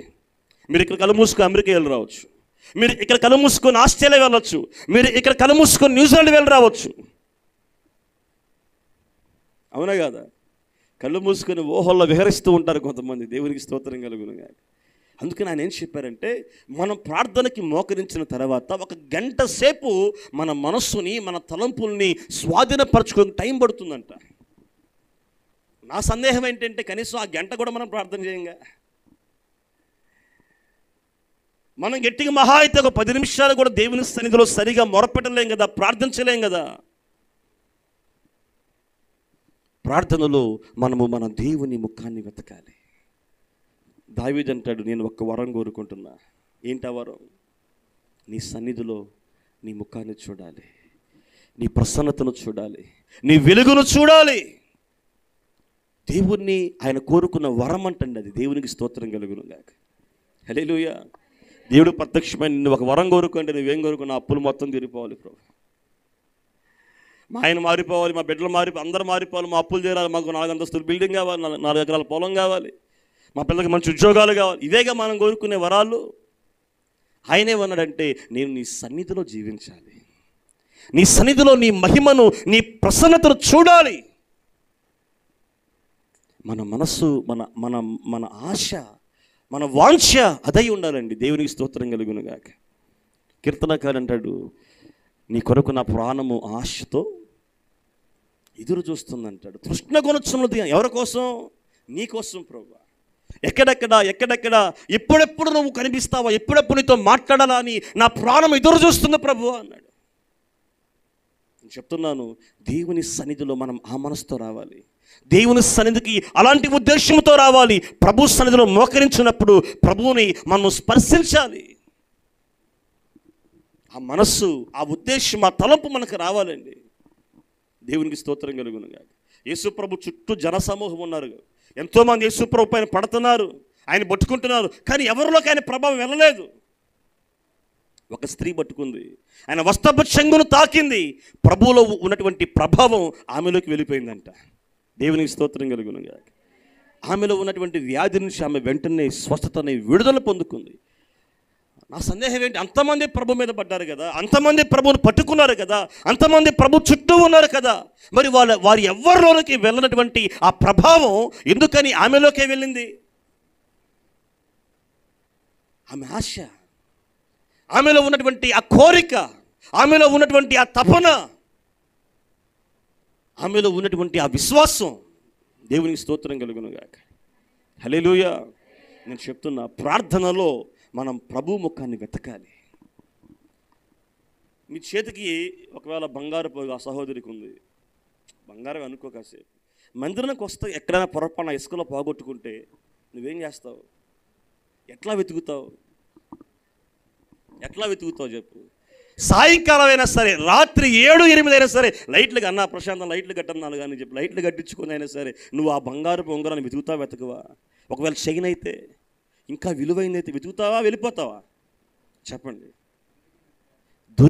దొరికేంత వరకు వెతకవా? కానీ ప్రభు కనపడేంత వరకు మనం వెతకం. అది సమస్య. ప్రభు యొక్క ముఖ దర్శనము మనం చేసేంత వరకు మనం వెతకం.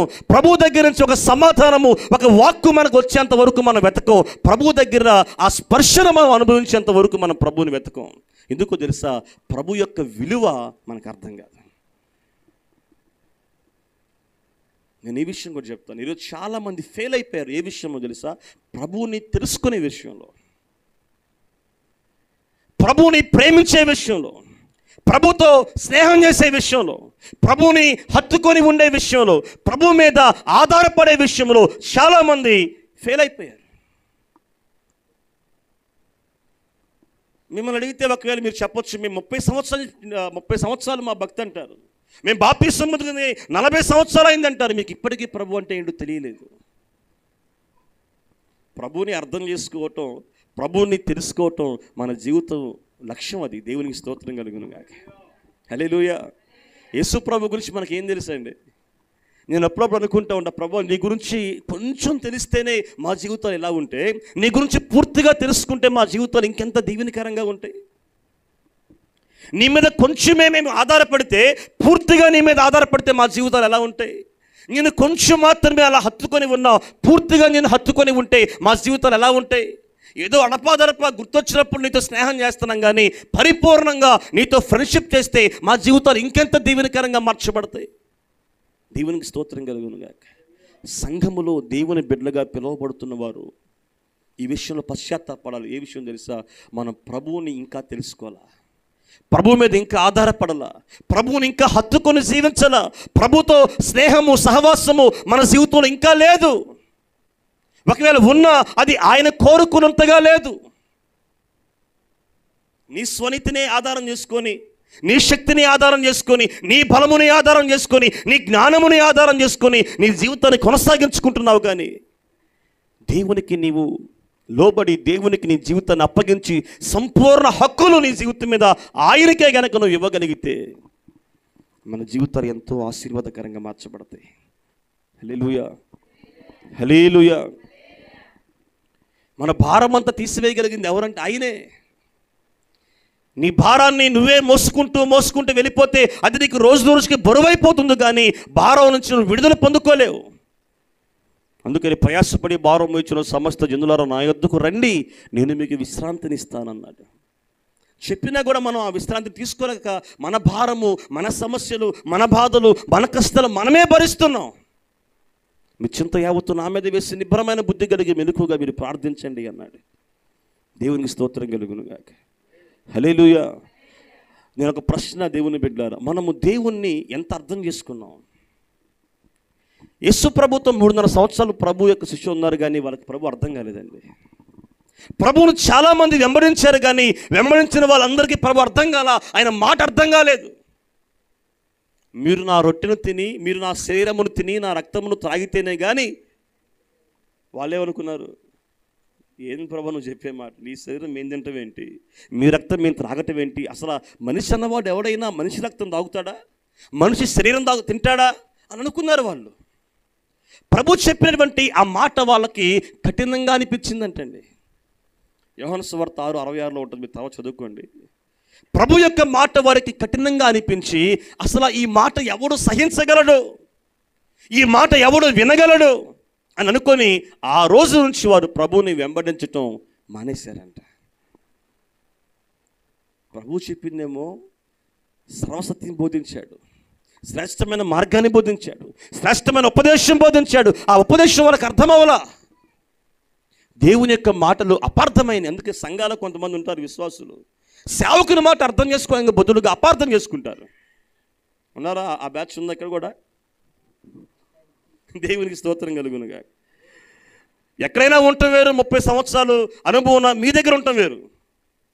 మా దగ్గర అంటే నేను ఒక 5-6 సంవత్సరాలుగా సేవకు వచ్చి మా దగ్గర ఉండటం పెద్ద విశేషమేం కాదు. ఎందుకంటే నేను తెలిసి ఉండవచ్చు, తెలియకపోవచ్చు. కానీ 30 ఏళ్ళుగా మీరు ఈ ప్రాంతంలో ఉండి మీ దగ్గర కూడా ఉన్నారంటే దేవునికి స్తోత్రం కలుగునుగా. యేసు ప్రభుత్వం 3.5 సంవత్సరాలు తిరిగారు. వాళ్ళకి ప్రభు అర్థం కాలేదండి. ప్రభు మాటలు వారికి అపార్థమైనవి. అందుకని ప్రభువుని వెంబడించడం మానేసి వారు వెనుదిరిగారంట. మనం ప్రభువుని అర్థం చేసుకునే విషయంలో విఫలమైపోతున్నాం. ఆ విషయంలో కూడా మనం పశ్చాత్తాపడాలి. ప్రభుతో సహవాసం చేసే విషయంలో మనము సరైనటువంటి విధానంలో కొనసాగట్లా, ఆ విషయంలో పశ్చాత్తాపడాలి. ప్రభువు మీద ఆధారపడే విషయంలో కూడా మనం ఫెయిల్ అయిపోతున్నాం, ఆ విషయంలో కూడా మనం పశ్చాత్తాపడాలి. దేవునితో నీకున్నటువంటి స్నేహం, సహవాసం విషయంలో కూడా మనం వెనుదిరుగుతూ ఉన్నాం, ఆ విషయమై కూడా మనం పశ్చాత్తాపడాలి. నేను అడుగుతున్నటువంటి, నా ద్వారా పరిశుద్ధాత్మజుడు పలుకుతున్న ప్రతి మాట కూడా చాలా విలువైనటువంటి మాటే. ఆమేన్. మీ మనస్సులను మీరు పరీక్షించుకోండి, మీ హృదయాలను మీరు పరీక్షించుకోండి, మీ మనస్సాక్షి మీరు అడగండి. మీకెంత ప్రభు అర్థమయ్యాడు, ఎంత మీరు ప్రభు మీద ఆనుకొని ఉన్నారు, ఎంతగా మీరు ప్రభుని హత్తుకొని ఉన్నారు, ఎంతగా ప్రభుత్వం మీరు సహవాసం చేస్తున్నారు. దేవునికి స్తోత్రం కలుగునుగాక. మొదటిది, మన పాపమంతటిని ప్రభు దగ్గర ఒప్పుకొని విడిచిపెట్టాలి. రెండవది, మనము సంఘములో ప్రార్థించేవారమై ఉండాలి. ప్రార్థనలో కూడా ప్రభు యొక్క ముఖాన్ని వెతికేవారమై ఉండాలి. ఎంతసేపు వెతకాలి? ఇందా చెప్పారుగా, దొరికేంత వరకు, కనపడేంత వరకు వెతకాలి. విలువైన వస్తువు పోగొట్టుకుంటూ ఎంత శ్రద్ధగా జాగ్రత్తగా వెతుకుతామో మన ప్రభువుని ప్రార్థనలో కూడా అంతే వెతకాలి. అలాంటి అనుభవంలోకి సంఘము రావాలి. హల్లెలూయా, హల్లెలూయా. సంఘములో వేసినటువంటి ప్రతి చాప, ప్రతి బండ మీ కన్నీటితో తడిచిపోవాలి. దేవుని స్తోత్రం కలుగునుగాక. అర్థమవుతుందా?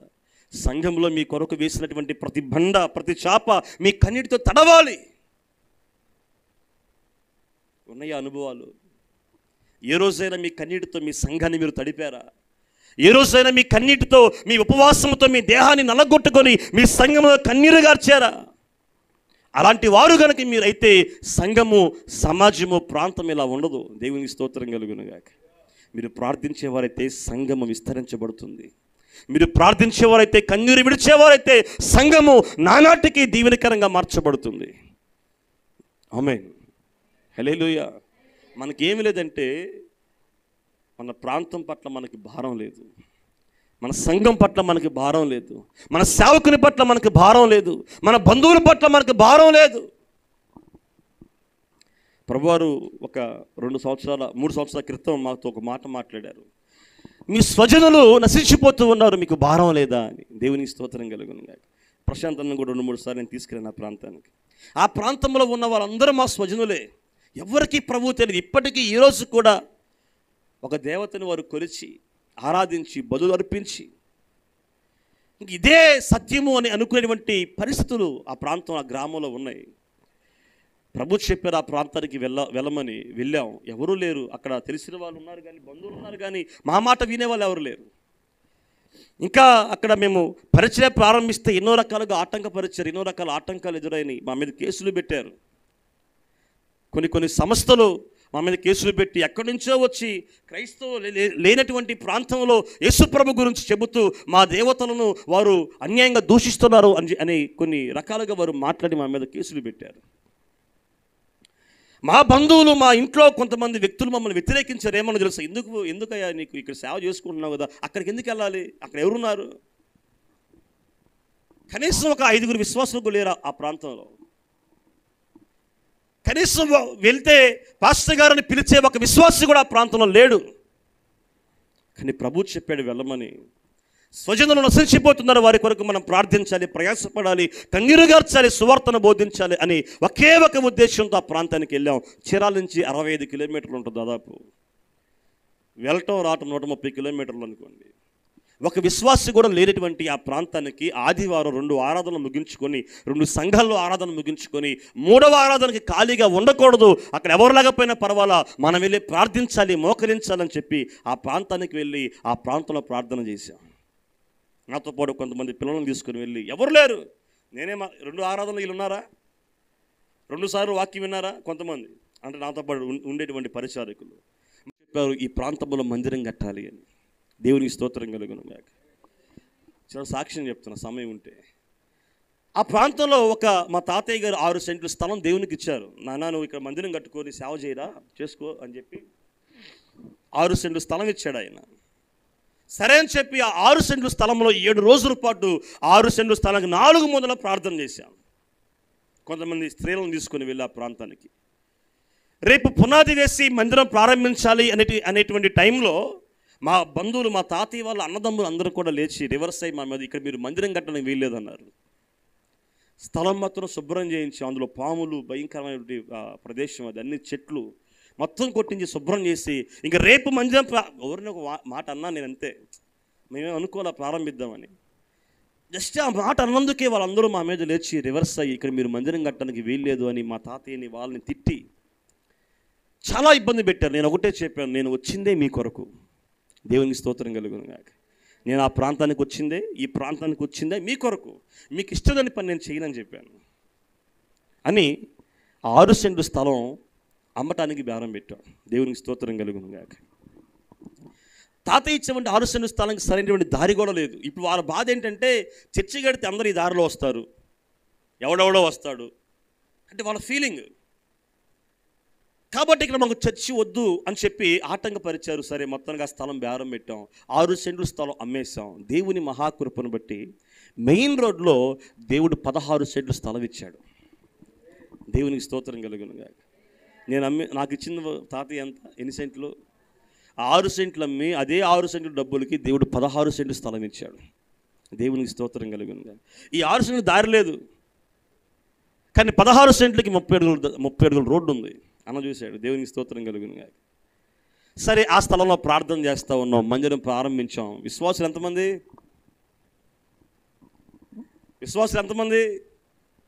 చెప్పరేందండి. ప్రార్థన ప్రారంభిస్తే సంఘం కడితే విశ్వాసం ఉండాలా లేదా? ఇప్పుడు అక్కడ విశ్వాసం ఎంతమంది? మాకు 0. కానీ ప్రభు చెప్పాడు 3 సెంట్లలో మందిరం కట్టమన్నాడు. 3 సెంట్లు అంటే కోతలు 30 × 60 వస్తుంది. విశ్వాసం ఎంతమంది? విశ్వాసం సంఖ్య ఎంత చెప్పాలి మీరు. సరే ప్రభు చెప్పారు కాబట్టి మా దగ్గర ఏమీ లేదు, కానీ ప్రభువే సమకూరుస్తూ ఉన్నాడు. మొత్తానికి సంఘం ప్రారంభించాం. బేస్ మట్టం వరకు వచ్చింది.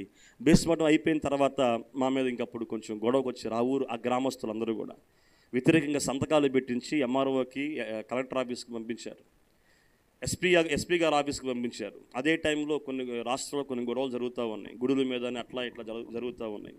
సరే ఇది ఏదో పెద్ద వివాదం అయిపోయిందని ఇంటెలిజెన్స్ డిపార్ట్మెంట్ వాళ్ళు వచ్చి ఆ గ్రామం అంతా ఎంక్వైరీ చేసుకున్నారు. అయితే వాళ్ళు చెప్పిన మాట, మాకు పాస్టర్ గారు మీ తప్పు ఏమీ లేదని మాకు తెలుసు, ఇక్కడ చెప్పారు అందరూ, మీరు మందిరం కట్టుకోండి, దేవుడు మీకు సహాయం చేస్తాడు అన్నారు.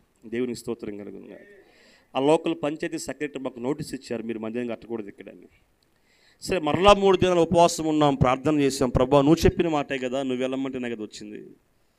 ప్రార్థన చేసాం. 3 దినాల తర్వాత పనులు ప్రారంభించాం. ఒక్క రాత్రిలో షెడ్ మొత్తం పూర్తి చేశాం. దేవునికి స్తోత్రం కలుగును గాక. ఒకే ఒక్క రాత్రిలో బేస్ మట్టం నుంచి షెడ్ మొత్తం పూర్తి అయిపోయింది, రేకుల షెడ్. తర్వాత ఆశ్చర్యకరంగా 2 నెలల్లో మందిరం పూర్తి అయిపోయింది.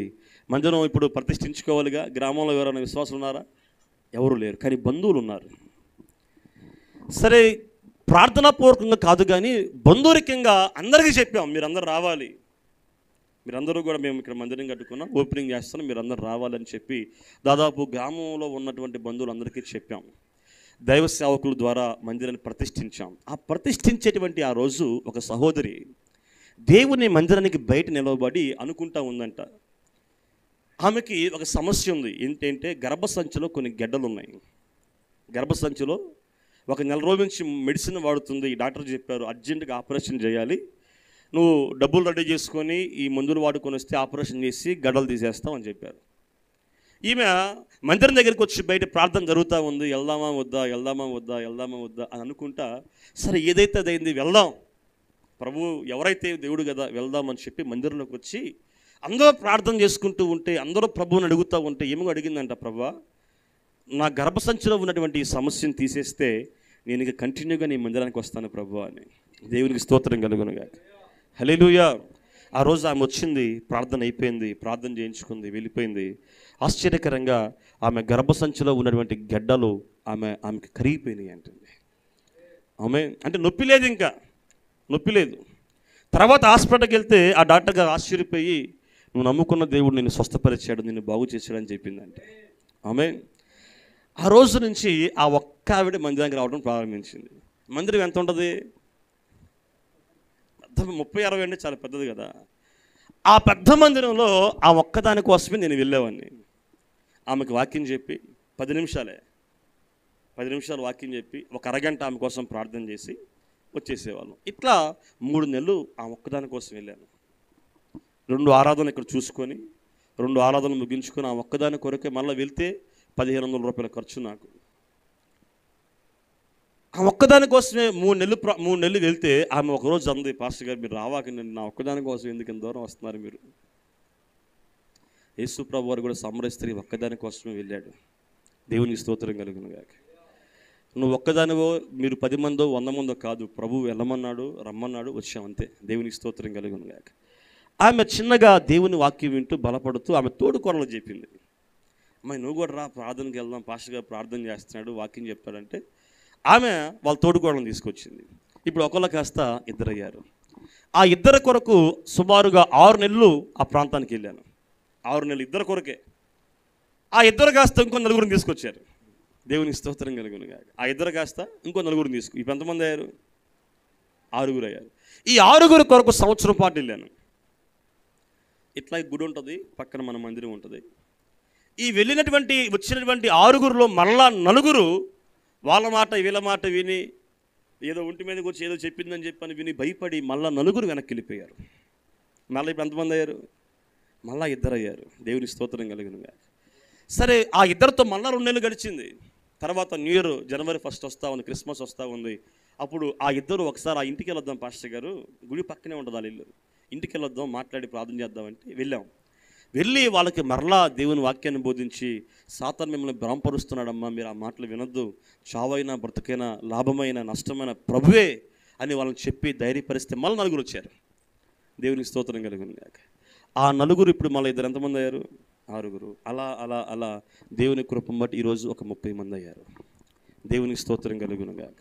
అంటే నేను ఎందుకు ఈ సాక్ష్యం మీకు చెప్తున్నాను, కారణం ఏంటంటే దేవుని సంఘములో ఒక విశ్వాసి భారంతో ఉంటే ఆ సంఘము దీవెనకరంగా మార్చబడింది. ఆమేన్. భారం లేనంత వరకు మన వల్ల సంఘానికి ప్రయోజనం ఉండదు. మనలో ఆ భారము రానంత వరకు మన వల్ల ఎవరికీ ప్రయోజనం ఉండదు. అందుకనే సంఘము అభివృద్ధి అవ్వాలంటే గొర్రెలు కాపరి చూడండి, గొర్రెలు కాసుకుంటా వెళ్తాడు. ఏం చేస్తాడు కాపరి? గొర్రెలకి మేతేస్తాడు, నీళ్లు పెడతాడు, సంరక్షిస్తాడు. మరి ఆ మంద పెరగాలంటే ఎవరు దానికి కారణం? మందే కారణం. దేవునికి స్తోత్రం కలుగునుగాక. ఈ 2 గొర్రెలు 3 అవుతాయి, 3 4 అవుతాయి, 4 5 అవుతాయి, 5 10 అవుతాయి, 10 50 అవుతాయి. కారణం ఎవరు? కాపరి కాదు. దేవునికి స్తోత్రం కలుగునుగాక. మంద పెరగాలంటే దానికి కారణం మందే. మీరు పనిచేస్తేనే మంద పెరుగుతుంది. ఆమేన్. పెరిగినటువంటి మందని సంరక్షిస్తాడు కాపరి, కాపాడుతాడు కాపరి, ఆహారం పెడతాడు. వారికి కావలసినటువంటి బాగోగులు మొత్తం ఎవరు చూసుకుంటారు? కాపరి చూసుకుంటాడు. మంద పెరిగే క్రమంలో పనిచేయాల్సింది ఎవరు అంటే మనమే పనిచేయాలి. దేవునికి స్తోత్రం కలుగునుగాక. కనుక దేవుని బిడ్డలారా, సంఘము దీవించబడాలి అంటే మనము దేవుని శక్తితో నింపబడాలి. ఆమేన్. ఇంకా చాలా సంగతులను చెప్పడానికి, చాలా సంగతులు ఉన్నాయి, కానీ సమయం లేదు కనుక నేను ఈ 2 మాటలు చెప్పి ముగిస్తున్నా. ఒకటి చెప్పాలి, మీరు మనము దేవుని శక్తితో నింపబడాలి అంటే మనలో తెలిసి ఉన్నటువంటి పాపమంతటిని మనం ఏం చేయాలి? ఒప్పుకొని విడిచిపెట్టాలి. మన తల్లిదండ్రుల పాపం, మన పితరుల పాపం, మన పూర్వీకుల పాపములతో సహా మనము ఎజ్రా నెహెమ్యాల వలె దేవుని దగ్గర ఒప్పుకొని విడిచిపెట్టి పశ్చాత్తాపపడి మనం ఆయన సన్నిధిలో ప్రార్థించాలి. ఆమేన్. ఇంకో మాట కూడా చెప్పాను నేను అందులో, ప్రభువుని ప్రేమించే విషయంలో, హత్తుకునే విషయంలో, ఆయన మీద ఆధారపడే విషయంలో, ఆయనతో సహవాసం చేసే విషయంలో కూడా మనం ఫెయిల్ అయిపోయాం. ఆ విషయంలో ప్రభు దగ్గర పశ్చాత్తాపడి మనం సరిచేసుకొని మరలా ప్రార్థించి ప్రార్థనలో ఆయన ముఖాన్ని వెతికేటువంటి వారిమై ఉండాలి. ఆమేన్. ఇంకా ఉన్నాయి కానీ ఈ రెండు మాటలు మీరు గుర్తుపెట్టుకోండి. ప్రభు చిత్తమతి ఈసారి వచ్చినప్పుడు నేను అడగటం కాదు, నేను చూడాలి సంఘము దేవుని శక్తితో నింపబడాలి. ఆమేన్. హల్లెలూయా, హల్లెలూయా. దేవుని శక్తితో నింపబడటం అంటే అర్థం ఏంటి? అరిచి ఎగమని కాదు. దేవుని శక్తి మనలోనికి వచ్చినప్పుడు మనం పలికేటువంటి ప్రతి మాట ఎదుటి వ్యక్తికి ఆదరణకరంగా ఉంటుంది. దేవుని శక్తి నీలో ఉన్నప్పుడు నీ నోటి వెంట వచ్చేటువంటి ప్రతి మాట ద్వారా అనేకులు బలపరచబడతారు, ధైర్యాన్ని పొందుకుంటారు, ఆదరించబడతారు, ఓదార్చబడతారు. నువ్వు పలికేటువంటి ప్రతి మాటకి అనేకులు విధేయతను చూపుతారు, లోబడతారు. దేవునికి స్తోత్రం కలుగునుగాక. ఆ కృప పరిశుద్ధాత్మ దేవుడే మనందరికీ అనుగ్రహించునుగాక. ఆమేన్. నేను చెప్పింది అర్థమైందా? వ్యర్థమైపోయిందా? అర్థమైందా? 2 మాటలు చెప్పా, ప్రసంగం చేయలేదు నేను. మీకు అర్థం అవటానికి ఒక 2 మాటలు చెప్పాను. ఈ 2 మాటలు కనుక మీ మనసులో ముద్రించుకొని వాటిని కనుక మీరు ప్రార్థనలు ఎత్తిపట్టి ప్రభుని అడిగితే వాటి ద్వారా మీరు ప్రభు శక్తిని పొందుకొని సంఘంలో మాత్రమే కాదు సమాజానికి కూడా మీరు దీవెనకరంగా మార్చబడతారు. అందరూ మోకరించండి, కొన్ని నిమిషాలు దేవుని సన్నిధిలో ప్రార్థిద్దాం.